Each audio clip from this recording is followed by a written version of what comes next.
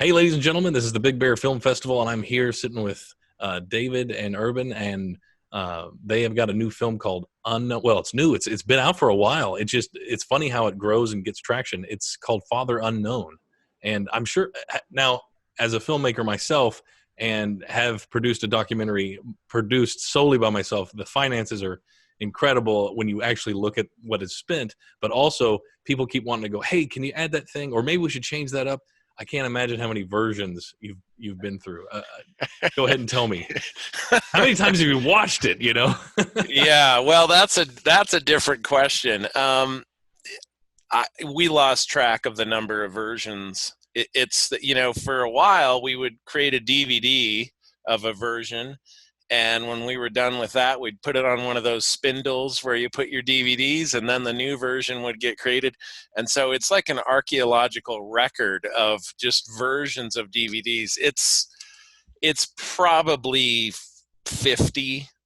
And the reason that it's so high, I mean, I think a lot of filmmakers go through this, but we would do something kind of interesting. We've screened it in a lot of places with a lot of live audiences. And what we would do is during the audience conversation afterwards, people have a lot to say and a lot of questions. And you love to hear the positive comments, but if somebody would say, I didn't understand why this person, who was this person, whatever they would say that was confusing, we would take that to heart and say, what can we do to make this more clear? What can we do to make this more articulate? And that would cause another version. So it's been tested and screened in front of a lot of audiences where we were there, and that caused us to work on it a lot. Yes, I can't tell you how many times I had to watch my own, and of course, months would go by, and then I'd have to watch it again, and I'd be like, I could have changed that. Oh, that needs to be. Never mind. Just burn it and put it in the stack. I know what you mean. Yeah, yeah, that's right. And with all the social media going on, did you ever feel the need to continue the journey? Maybe like when you do these recordings, like, you know what? I'll start a YouTube, and maybe you have, and I haven't researched enough, but start a YouTube channel and start putting these people's viewings and questions, the Q&As during the screenings and so forth. We've done a little bit of that. There's been so much travel, and it's typically been my dad and myself, and a lot of times my mom will come, and we don't have the technical staff to be able to record it the way we would like. But we've done some of it, and those conversations are always really interesting. People seem to have a lot of similar stories in their family that relate to this, and so very interesting to hear other people's versions. And of course, just when you think DVD and Blu-ray is dead, it just comes back. Hey, send up another Blu-ray. I actually had a project, and they were like, "Hey, can you make I had to go and look at my stack. This is the smallest stack that I have of blank. Who knows what it is? Yeah. And Yeah. man, I can't imagine all the different formats that you're experiencing now. But also, when you're in the DVD process, because I was in it this morning, the audio tracks of the different languages. Did you have a lot of translation? I'm sure. And did you have to hand type the? Oh my gosh! So Urban, did you help with the translation and the text? No, Wow, who did it? my son. No kidding, David. You Well, that's translate. actually not no, because I'm not a fluent Swiss language speaker. Um, you see in the film that when we arrive in Switzerland, my dad is the kind of connection between English and Swiss German, and so he's the translator in the film, and a lot of times that's happening very quickly. And his his Swiss language ability really kind of stopped at 12 years old when he came to America. So you're really having a 12-year-old language speaker in an adult man's body be your link to this story and what's happening. So you have that kind of going on when we were on this trip to Switzerland. And so, after we came back, all of this had been recorded. there's a lot of confusion, and a lot of times he wasn't fully sure what was being said. So we brought in a fluent Swiss language speaker who sat down with a transcription person, and they went through every spoken word, including all of the material that you don't use in the film, because until you really know what's being said and what's happening, you can't decide if it's relevant to the story or not. So you translate a lot. So you must have done the transcription prior to editing because you really wanted to know what you had. Yeah.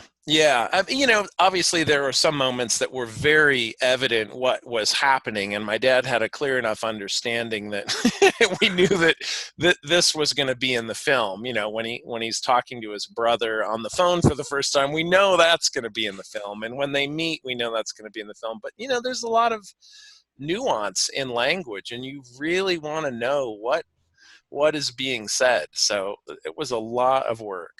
And how long did the production last? How long did it take? Do you mean the trip itself or the post-production? Let's do the trip and the or the coverage. Yeah. So the trip was 10 days, and we never, I didn't set out to make a film at all. This was recorded on an iPhone 3.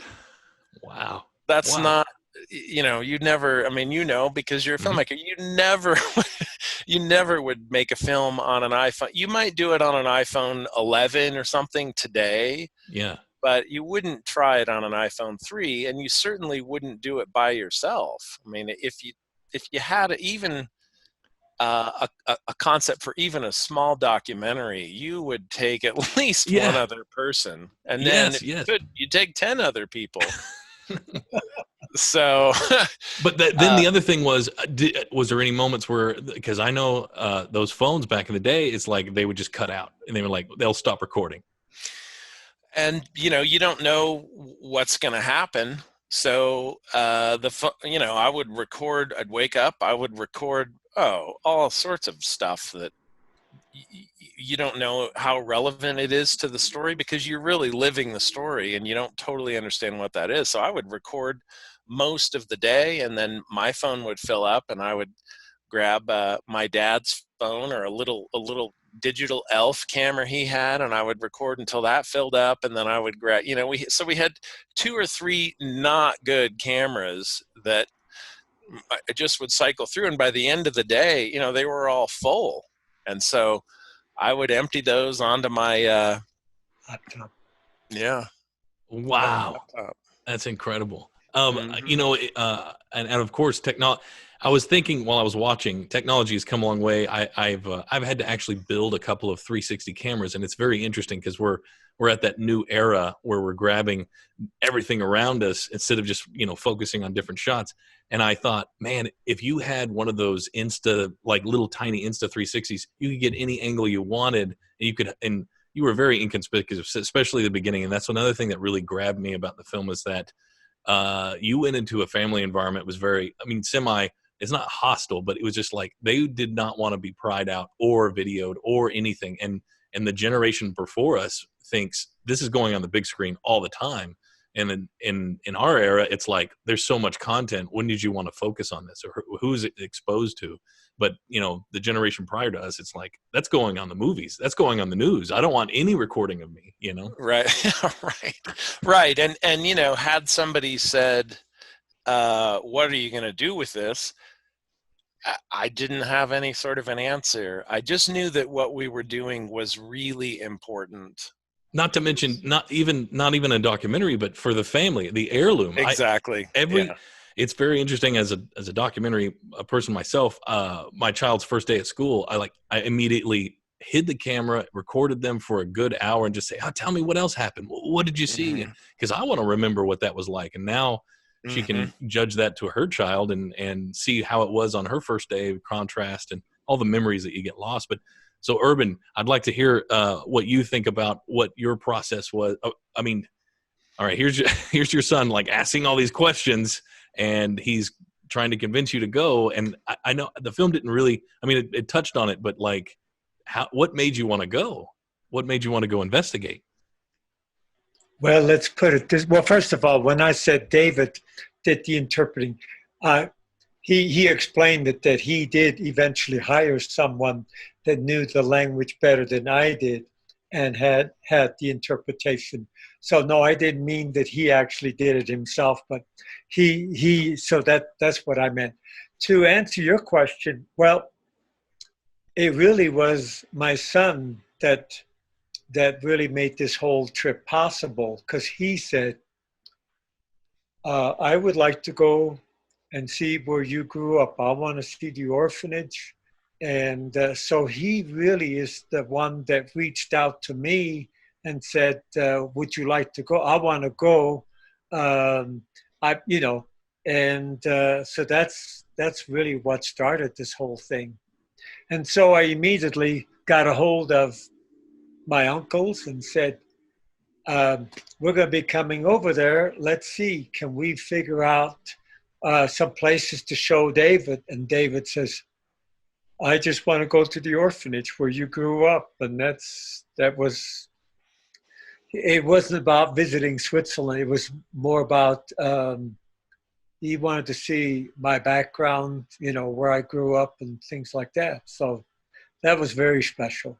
And you were okay with that and you were thinking, well, why don't we go and see that? Let's go and see that. Oh yeah, when you and your son, since we were not close as he was growing up, and you can see why now, by perhaps too, um, to see my son reach out and want to do this. I mean, my heart just, there was no way I would say no. I mean, it was just, yeah, it was very special. Something else happened that really became a very motivating factor to go, and that is that we discovered a man who had been a child in the orphanage with my dad at the same time, and that man is Sepp, who we eventually meet in the film. And so just the notion,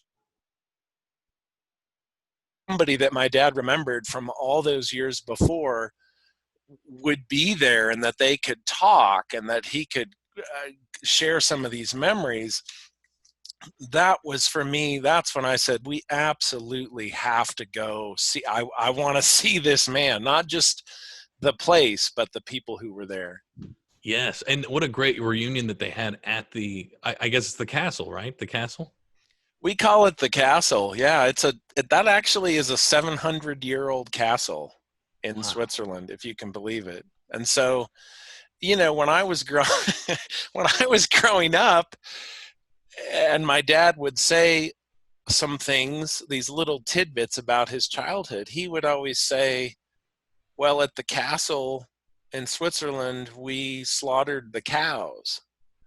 So, just imagine being 5 years old or 7 years old like I was, and you're hearing your dad talk about that, and you're like, what is he talking about? Like, what?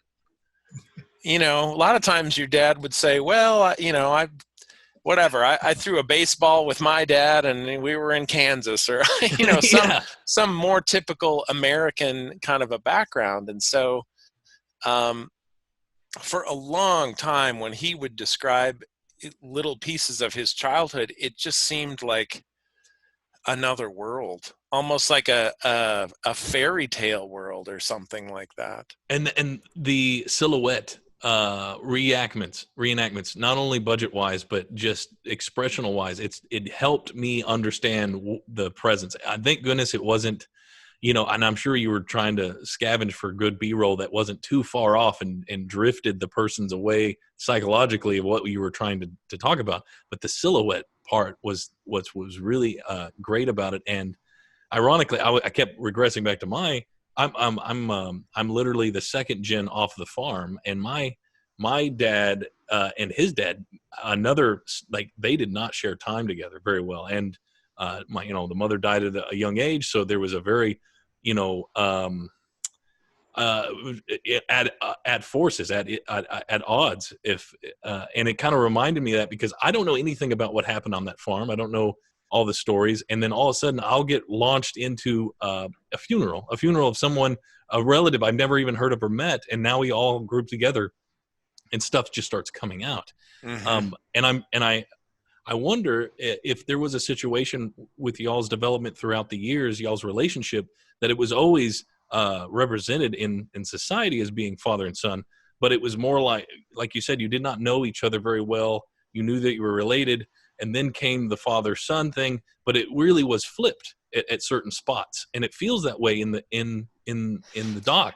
It's like, let's switch scenarios. Did you ever feel that way, Urban? That there, now that y'all are kind of the same age in a mentality sense, that you were having that transition, like on that trip. I don't know.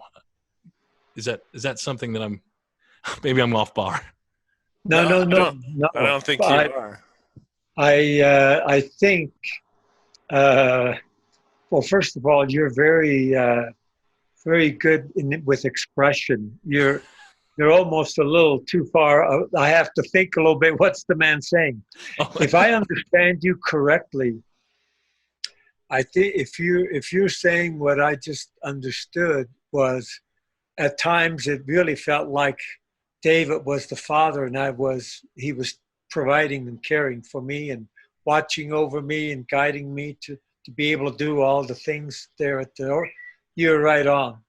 As a matter of fact, I bring that up, and that's probably not something that a son wants to hear, because he wants to look up to his father. And but that really was exactly how I felt. That that, and I'm not ashamed of it at all. I think it's the most precious thing that could have happened, and I needed that. And yeah, I think there are so many lines that you can see in the movie. I mean, it's very obvious that he's comforting me, and he's really being a father to me when I really needed it the most. Extremely. You Yes. really have very good perception of what's going on.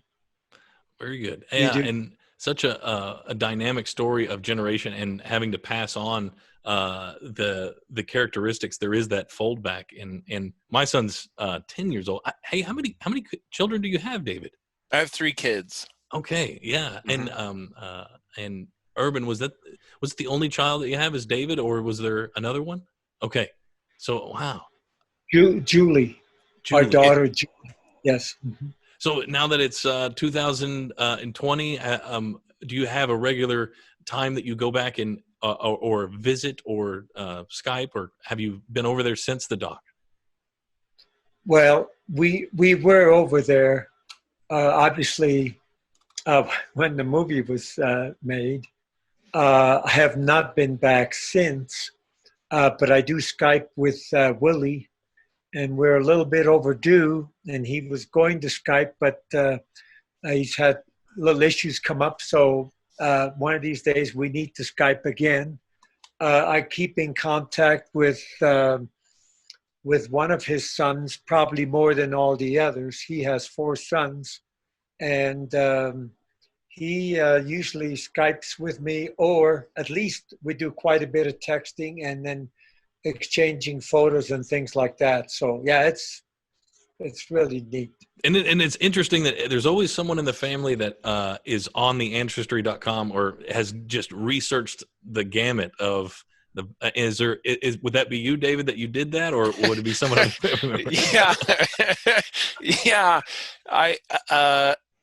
If I think if his background wasn't so outrageous in terms of the orphanage, a 700-year-old castle, all of this stuff, I don't know if I would be that person if circumstances were different. But because of this, yeah, I'm definitely that person. And before we went on the trip, I remember looking at ancestry.com. I mean, this is 15 years ago, so DNA didn't exist. It was a very a much less sophisticated attempt at genealogy. And you know, we had nothing to go on. We had my grandmother's name, and we knew the names of a few other relatives, and it became a dead end very fast. But since then, you know, since returning from the trip and having so much of what was kind of in the darkness be revealed, we have I would call it like a proper family tree now that has developed. And of course, it's got some, like most families, it's got some jaggedy branches and some, you know, divorces and marriages and so forth. But we really have a much clearer picture of what happened to this family and how we got here. Now, how is what's your eldest child right now? How old are they? My son is 24. Okay, so he must have kind of lived a little bit with this. How did he experience it? How did he watch it? What is he? He's not into it just yet, or I I mean, he's certainly. How old was he when this happened? So 90s. he might have been 16 or no? No, he was less than that. So 96. He was 96. He was 13. Wow. So he knew something, and then of course my other two children were younger. He's the oldest. He knew something very significant was happening to the family, because he could see, I think, the emotion on the faces of all of the adults, and we were talking about it a lot, and you know, there was a lot of telling and retelling of this story. But I think, you know, for many of us, the importance of family, the importance of where we come from, and who were my parents, and what stories shaped their lives, those sorts of things become more relevant as we get older, I think. And so my hunch is that as time goes on, as my kids get older, they'll be able to kind of return to this story because it's now known, and understand it in a way that was just simply impossible prior. Yeah. Wow. Incredible. So, Urban, there was another question I was wanting to ask you about the castle and growing up there.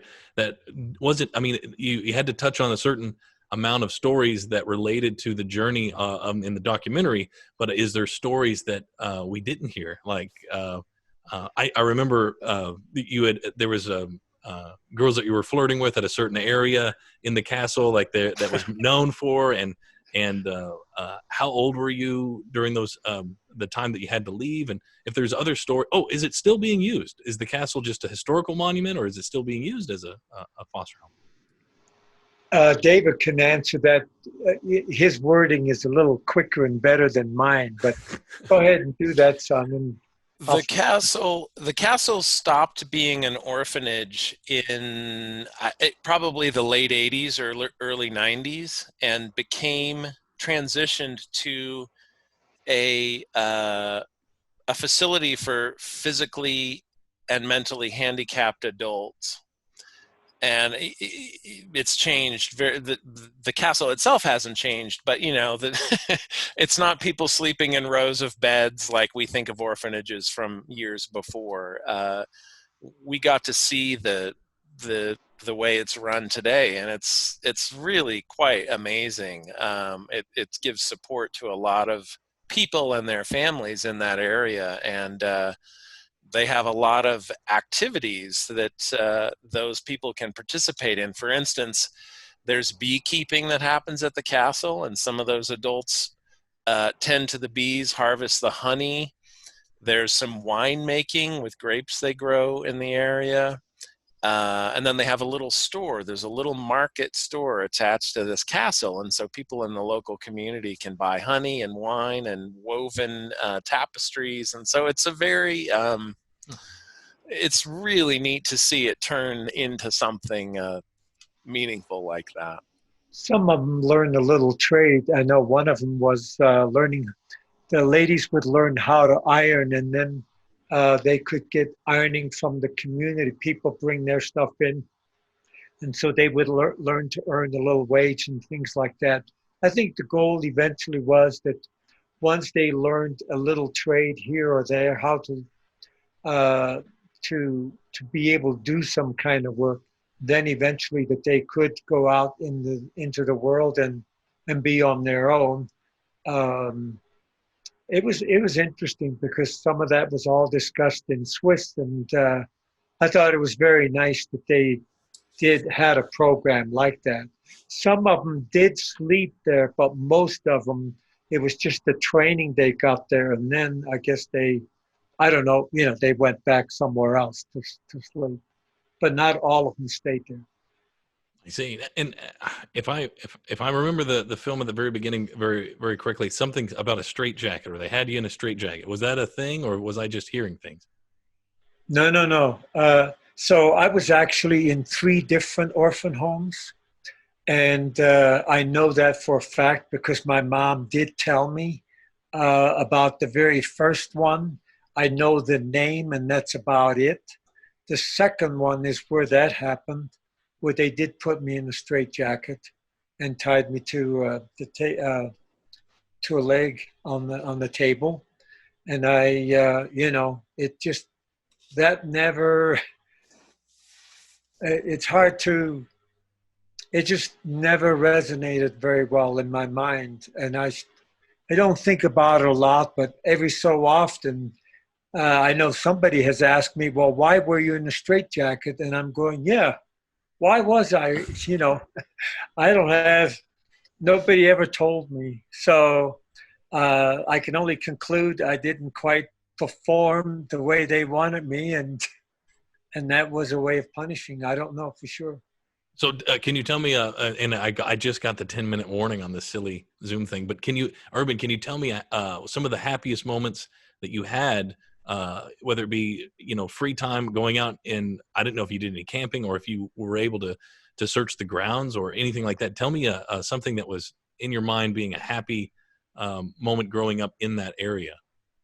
Whoa. And I have 9 minutes now. Boy, let's see. Happy. Well, first of all, I can tell you we didn't have any birthdays, so we didn't celebrate birthdays. I guess Easter and Christmas would be because we got to go out and they hid the Easter eggs were candy, hard candy. And it wasn't until much later that, the Easter bunnies, those are made out of chocolate. We did not have those. I remember taking eggs, real eggs, and putting grass around them and then wrap something tight. And then you drop it in boiling water and a beautiful pattern will go onto the egg. Very, very pretty. So that, I'm trying to think some other happy things. I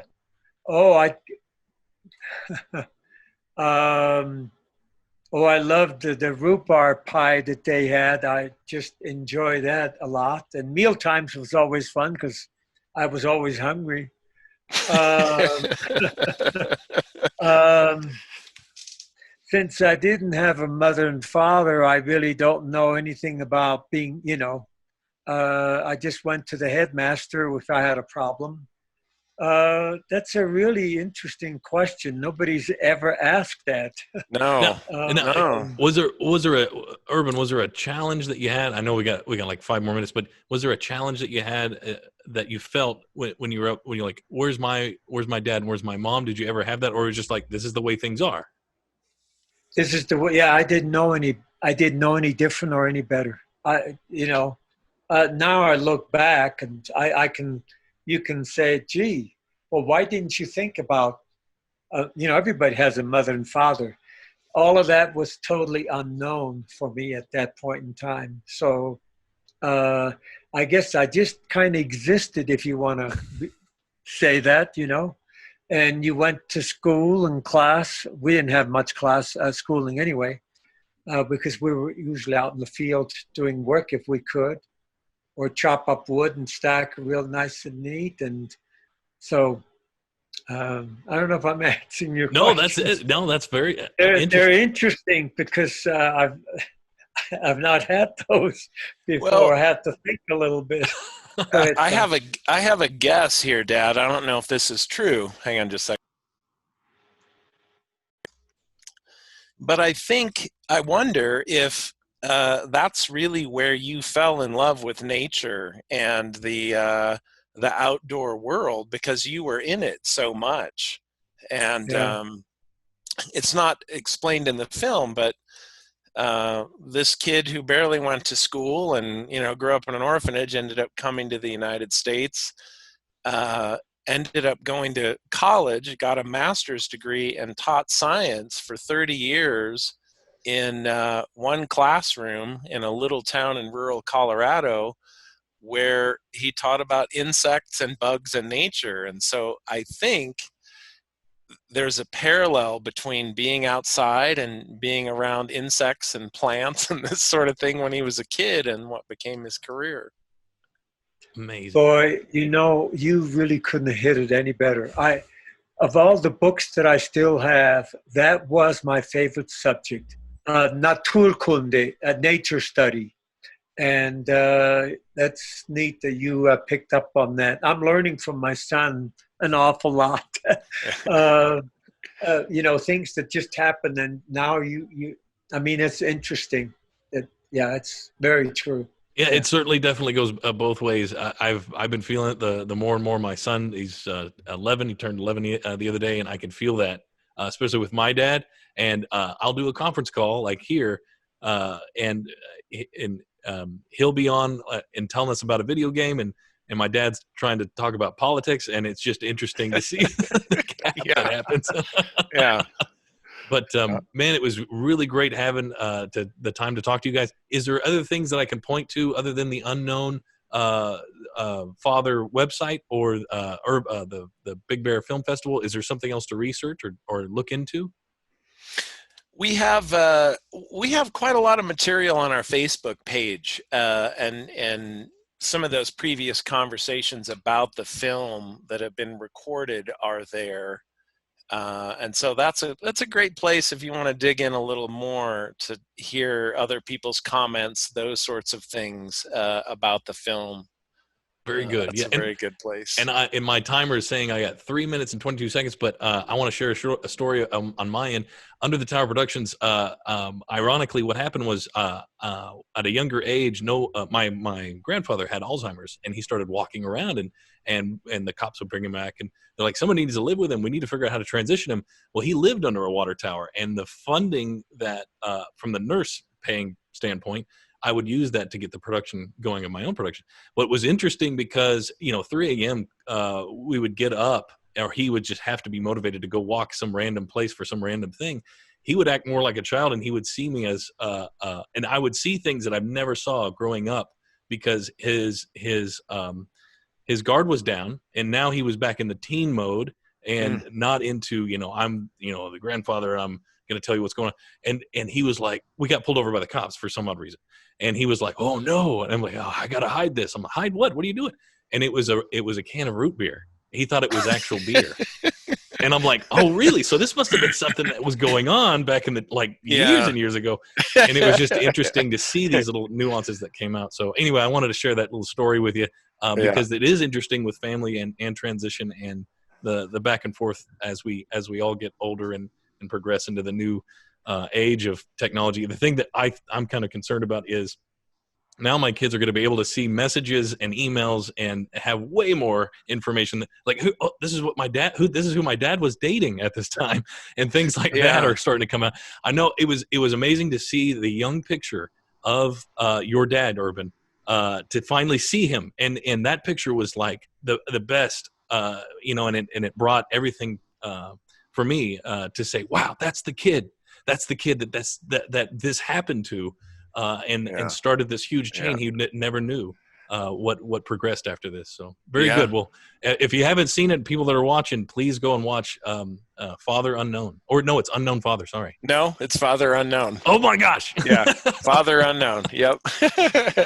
Very good. Thanks for having us. Great to chat with you. Awesome. Logan, Urban. thank you so much.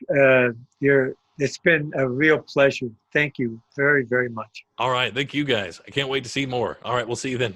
Okay. All right. Bye. Thank you. Okay. Bye-bye. Bye-bye.